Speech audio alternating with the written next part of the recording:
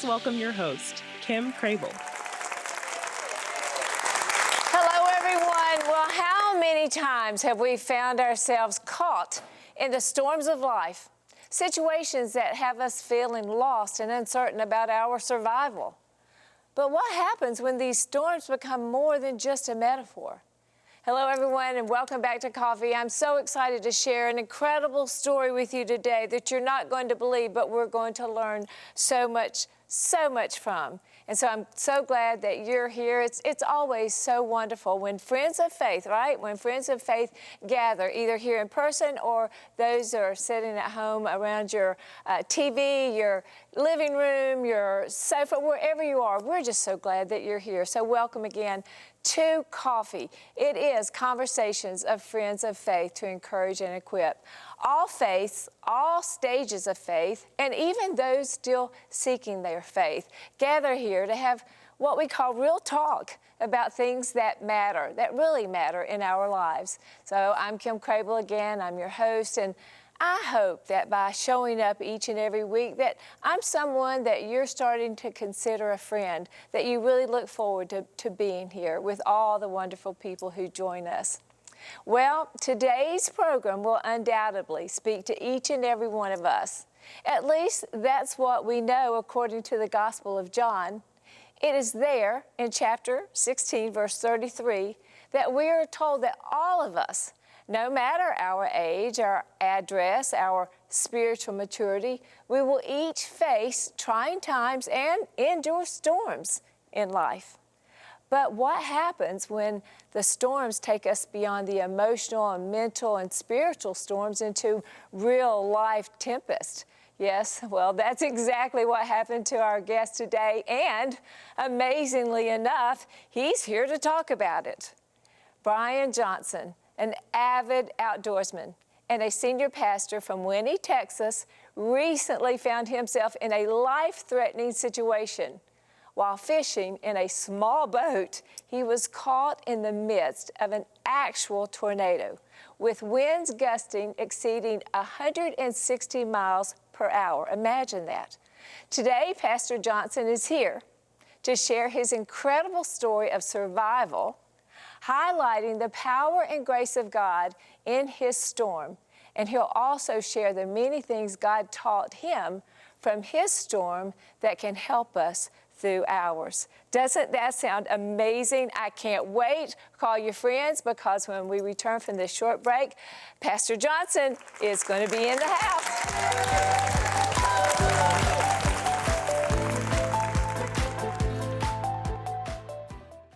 Kim Crable knows all about hidden shame and regret. From the time she experienced a life-altering trauma at age 4, Kim became an expert in hiding her hurt and confusion. In her transparent story, Burdens to Blessings, Kim invites you along the journey from shame and sadness towards healing and hope. Simply go to www.kimcrable.org.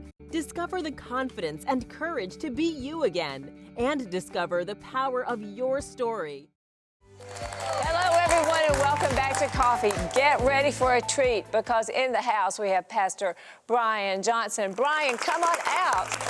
Oh, hey, how are you? Great. So glad to have you. Come on in and have a seat in the house. We're so glad to have you. You have been all over Fox News, CNN, weather forecast, everywhere I turn on the TV. It's my friend. I had no idea that you had, but what got you there is a different story. But before we go to that, can I mention your beautiful wife, Dana? Absolutely. My smoking hot wife, Dana. She is.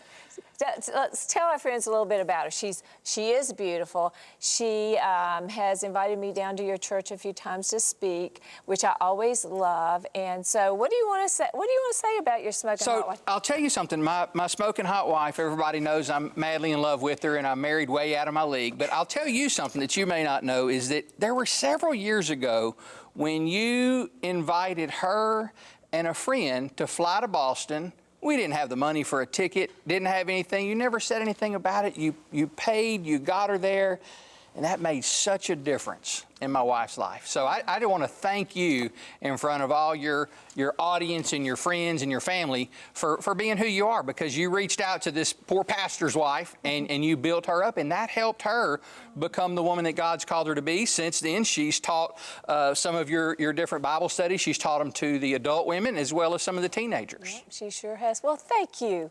I absolutely love her. And you know, just a couple months ago, she actually made bracelets for everyone on her team. And so we've had a long friendship. So, and you are lucky to have her. And she is pretty darn lucky to have you too. She's a rock star. Yeah, and you both are. Well, I was talking to you recently, and you told me about something that you had gone through and what you had learned. And I know you're a pastor, you know all this stuff, but still, we all still are learning, right? Absolutely. And it seems like you learned a lot in a real storm in life. So I wanted my friends to see it. So we have a clip of what you were going through. Let's watch it. And I think, do you want to narrate it? Tell us about it as we go through. I'm going to tell you what's going on as you're watching. I can't wait. Let's do it. Okay, so this is me. That's a tornado in the background. I didn't think that's what a tornado looked like. This tornado is supposed to be heading north, but it's not. It's headed due east. I think the wind's blowing that way. That's the tornado sucking us in, if you see the way that the waves are. I've got my rod in my hand because I'm still planning on fishing, Kim, okay? They've been biting, and I'm still planning on fishing. My dog seems to know that something's up, but he's all the ways along for adventure, so he's not too worried about it. Here, I lose my hat, and I'm like, you know what? I said, Tony, I can't cast. It's too windy to cast. Let's just go ahead and go in and get out of this storm. By the time I finally decided to get out of the storm, you can see the tornado has now entered the 200-acre reservoir, okay? And my boat is staying still because it's anchored by a shallow water electronic anchor, okay? That's why the boat's sitting there. When you see me sit down, I'm gonna grab the controller around my neck and I'm gonna push it to try to get the anchor to come up. But I can't hear the anchor because it's so loud. So I'm trying to get the anchor to come up. We're ready. Now we're gonna try to get out of here. Our plan at this point is probably, let's just get to the bank, get out of the boat, and get away from this. There's no time to put the boat back on the trailer or anything. There it goes. We are now in a tornado. Wow. Okay? This tornado had recorded winds of 161 miles an hour was the reports that I saw, okay? You can't hear anything and you can't breathe because the pressure changes. So I said, Tony, we're in a tornado right now. Let's try to go find the bank, but the problem is now I can't see, okay? Because you can't see anything right there. My GoPro camera on the back, I'm not a storm chaser. I'm making a fishing video. And the camera was just, I forgot to turn it off and put it up when it started raining. So the camera is filming all this. I'm looking to get out of this storm. It's hard to breathe. I can't see. I'm headed to the bank. You're going to see here shortly, you will start to see some reeds. That, by the way, the dog is okay. He's tucked up under the deal. The dog's okay the whole time for the dog lovers out there. The dog's fine. He got back in the boat faster than any of us. Okay, so there we go. You're starting to see the bank a little bit in the distance. There's the reeds. It's still waist deep right there where we're at. And here goes the boat on a flip over, okay? There it goes. The boat tumps over. And that's what the boat ended up like. So this was a story that I learned a lot from. We should have died in this story, okay? There were, I had some other pictures on my phone where this highway goes to the beach. We're only about 5 or 6 miles from the Gulf of Mexico in this picture, but we're in a smaller reservoir. There are telephone poles or power lines that go to the beach that are supposed to be able to withstand a Cat 5 hurricane. Those are snapped on both sides of us, okay? There was a truck that was driving down the street and it tumped the truck over, okay? It blew my truck off of the levee where we were parked. It blew my buddy's truck off of the levee, blew it into the ditch, and it flipped the boat. Now, let me tell you about the grace of God. So many times my friends have said, oh, you should have got out of there. Had I got out of there and hit the bank, it would have blown me away, okay? It blew my truck. I weigh 226 pounds, Kim, okay? 226, not 230, not 235, but even though that's kind of a big man, it's nothing for 161 mile an hour wind. Wow. It would have blown us. So here's how the story unfolds. We're in the water. We decide to hit the bank. And as we are going to the bank, I never think that the boat's going to flip. Like I said, I'm thinking I'm going to get up on the shore and I'm going to get out. But I'm telling you, God in His providence had a different plan. As the boat flips over, my buddy is under the boat. Now, there's still waist-deep water under the boat, okay? He's under the boat, and I'm half under the boat. My legs are caught under the boat, and I'm holding on to the top of it. Well, the problem is there's these waves that are just splashing into my face, and I thought for a second, man, I'm stuck, and it's kind of hard to breathe because of the pressure and then the waves. And I said, man, this is where they drown in the movies. Like, this is a good spot. I mean, did you really think that? I mean, for 1 second, I thought, this is where they drown. But I'm telling you, Kim, I called out to Jesus. I said, Lord, save me. And the Lord, before I had time to get scared, He said, this is not how your story ends. I felt like He told me, it's going to be rough for a little bit, but this isn't how your story ends. And so I fought and fought and fought, and finally I got out all the way out from under the boat, but the winds are blowing so hard, I'm still hanging onto the boat, and I'm trying to keep only my head above the water because I don't want to be blown away. If you had let go, would you have been blown away? I feel like I could have. I feel like I surely could have. And so now that I'm safe, I'm worried about my friend. Of course. Okay? Is he still under the boat? Yes, he's under the boat. So I think this whole episode, from when we first start in the tornado till it's over, is probably 10 or 11 minutes, which seems like an eternity when you're going through that. So I'm beating on the top of the boat because I think he's drowned. And I'm going, man, God saved me, but my poor decision has really affected a lot of people now, okay? And so I'm beating on the boat. And in fact, the only injury that I sustained from this whole thing was trying to pick the boat up, okay? Pulled muscle a little bit, but I'm trying to pull the boat up. And then I quit, and I'm like, then he just pops up on the other side. Oh, thank and the I'm Lord. like, oh, praise the Lord. Yes. And he's like, man, I heard you beating, and I came out because I thought you were about to have a heart attack. You sounded pretty hysterical, but it's pretty calm under there. I thought you were going to come back. Wow. I said, Tony, for future reference, I'm never going under a sinking boat. That's never, ever going to be where I go. Okay, don't look for me. He said, well, I'm telling you, it was better under there. I had an air pocket and everything, and that's where the dog was, and that's how the dog ended up being okay. But so after that, Kim, I went home. I had friends that showed up from church, and they helped flip the boat back over, and I went home. I wasn't hurting, nothing like that, but I was very much an adrenaline rush. It's pretty exciting to get caught in the middle of a tornado. Yeah. Well, for future reference, it's nothing I'm ever going to want to do. So my adrenaline had been going, and you know I'm a pastor, and this was on Saturday night.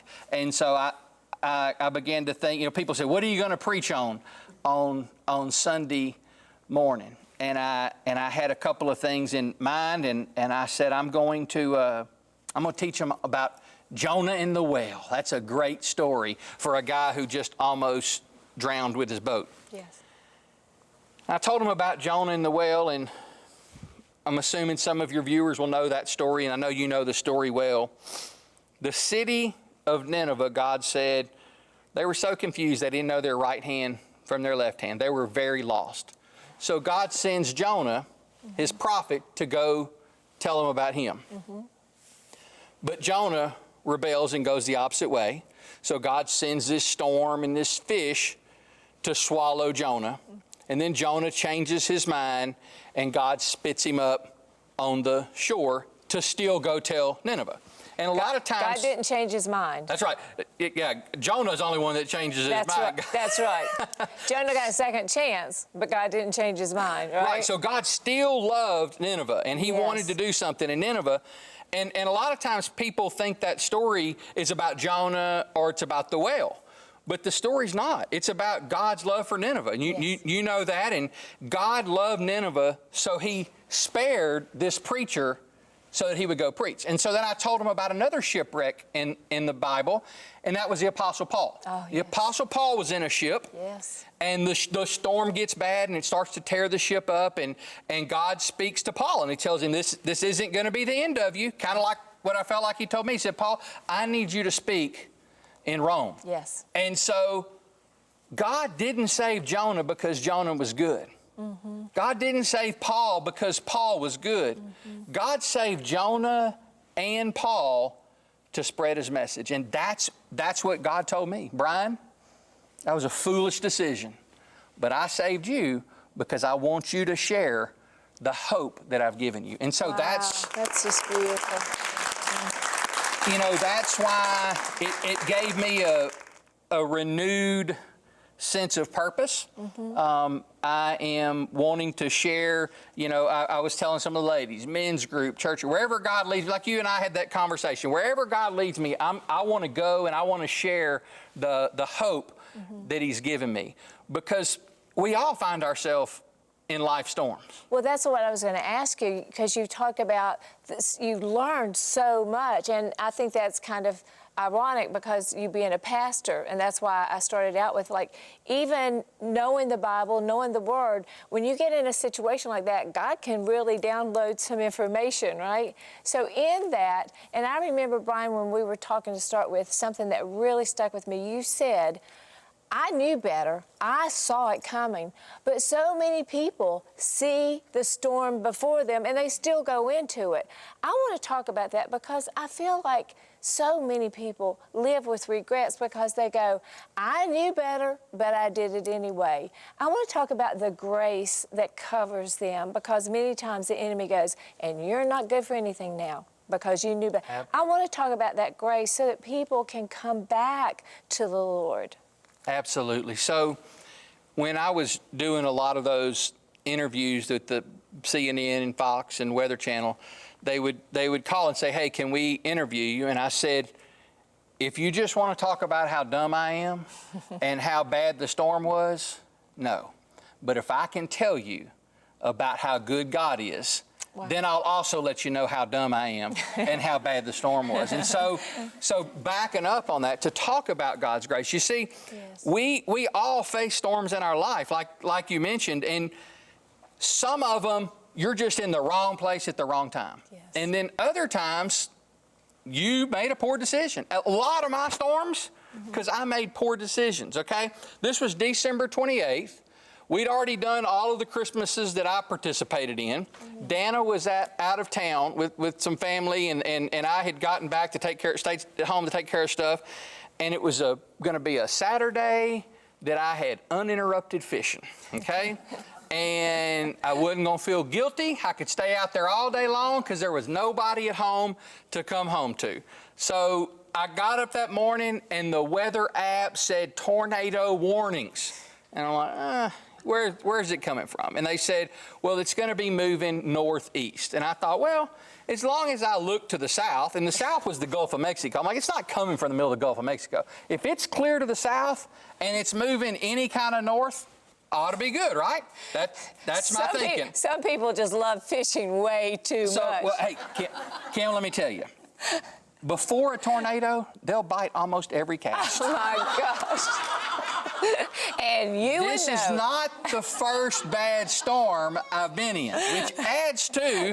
yes, it does. So God has delivered me from other storms. They just weren't the tornado on this particular lake. So I know he's able, so that probably played in the back of my mind. Yeah. I get out there. I know that there's a storm, and the conditions are favorable. It's tornado watches or warnings. And then my mama calls me on my phone. Brian, get out of there. There's storms coming your way. I said, Mama, it's clear to the back. It's not even raining. Don't worry about me. I'm fine. I'm just out here catching fish. One of my best friends calls me. Hey, that storm's headed right. Scott, it's not raining here. There's nothing happening. He's sending me pictures. But I ain't got time to look at your pictures, bro. I'm fishing. My weather bug starts going, brr, brr, brr. I'm like, shut that thing off, okay? What did you learn in this? So, here's what I learned. Tell me you learned something. I learned that even when I'm in a storm of my own making, I can call out to Jesus and he's able to rescue me. Wow. He's able. Yes, that's amazing. That's so beautiful. That is such a hopeful word to so many who have created storms or walked into storms and can find their way back. Because, Brian, and you know this as a pastor, isn't it true that the enemy will twist our minds with lies that you were too bad, it was too wrong, it was too ugly, you were too dumb, and you're just useless now. So many people are living like that now. What's your word to them? Well, the Bible tells us that for God's gift and his call are irrevocable. Yes. God has a plan and a purpose for your life. And even when things go south, you can trust him. Yeah. You can trust him. He still calms the storms today. I love that. And I love what Paul said in his storm. I can't remember exactly, but remember he stood up and said, be strong and of good courage, for I believe it will happen just as God said it would happen. Paraphrase kind of, but still the same thing is like, we can really believe that it will be as God has said it will be. We can find that hope and stand on it, right? Absolutely. For any and all of those who are out there today. You know, another thing I think about is I think about, and I had a chance to share this with the high school fishing team the other day. God sent me my mama's phone call, my friend's phone call and text message, the alarms, and I didn't pay attention until it was too late, and he delivered me. And you know, Kim, one day Jesus is coming back, and he's been sending us his warnings. He sent the prophets in the Old Testament. He sent his own son to die for us, and he's telling us, turn to Jesus. Turn to Jesus, and he'll save you. Beautiful. Absolutely. And on that note, we're going to take a little break. We'll be right back.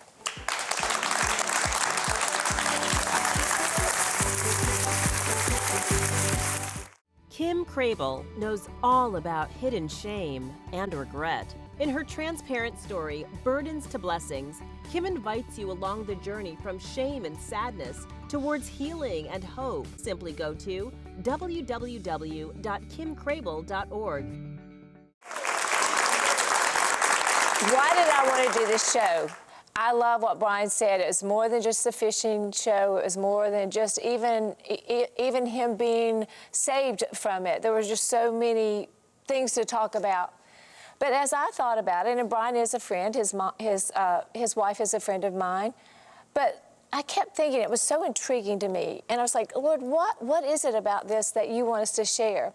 And Brian, it's this, is I believe that you could have, because you've said it many times, you could have said, oh man, I cannot even, but here I am a pastor, I had all these warnings, I went out anyway, I went against my own advice, look what I did. Well, you being a pastor, because you had the word in you, you knew better than this, but someone of lesser maturity in Christ would have said, I can't even go out and show my face. Oh my gosh, I had an affair, or I messed up at work, or I lost my job, or I cussed in front of the pastor, whatever it is that people go, I am not worthy. I am not worthy to serve the Lord anymore. I know a lot of people like that. And I wanted to do this show because many of us have gone through storms. We survived the storm, and because of shame, we're sitting on the way that God got us through. And I believe that the enemy is going, yeah, you just sit there and be quiet. Because if we shared it, it would give glory to God, right? And it would give hope to others. So I wanted to share your story as a hopeful word to those who have gone through traumatic things. Maybe they've been abused. Maybe they abused. Maybe there's secrets. We have so many secrets as people. How or what would you say to them to help them feel like they can share their story? One, to free themselves, and secondly, to help other people, and thirdly, to give God the glory for getting them through their storm. See, God's plans and His purposes have nothing to do with our own goodness. The Bible says that we all struggle in many ways. You know what that means? Brian doesn't have one struggle. Brian has many struggles. And I've seen God be faithful to use me in spite of that. You know, I'm not the one who has cussed in front of the preacher. I'm the preacher who cussed. Okay, you see what I'm saying? And yet God, as I've been walking with Jesus, He has said, just like you would with your own child, He says, you know, my son, I forgive you. Let's keep going. Yes. I know the plans that I have for you. I love you. And, you know, like the Apostle Paul said, you know, Christ Jesus came to save sinners, of whom I'm the chief. Yes. I thought Paul did a pretty good job, but he said, I'm the chief of sinners. So I guess in walking with Jesus since I was 9 years old, I've learned that I'm not all that. He is all that. This story, it's not about Brian. I'm a sinner saved by grace. And so I would tell your audience, whoever you are, whatever you've been through, God is aware of it, and He loves you in spite of it. Absolutely. He loves you. Oh, I love that. And He says, come to me, ye who are weary and burdened, and I will give you rest. And that was the verse that He used with me to be able to say, it's okay to come with your mistakes. It's okay to come with your brokenness. It's okay to come with your burden. Just come to me. And in the coming to Him and learning from Him, what I've realized is those hurts, those mistakes, those things that cause so much shame, God does this great transformation, and He turns it and begins to heal it. And so what once was just this big, ugly hurt has become a voice of hope to all those around us. And that's the transformational power of Jesus in our lives. Right. And Kim, if we're honest, aren't we all at some point and on some level weary and burdened? Yes, absolutely. And so the hope today is to take them to Jesus. He's standing there just ready. Thank you, Pastor, so much for being with us. Thank you. What a pleasure having you. Thank you. We'll see you right here next time.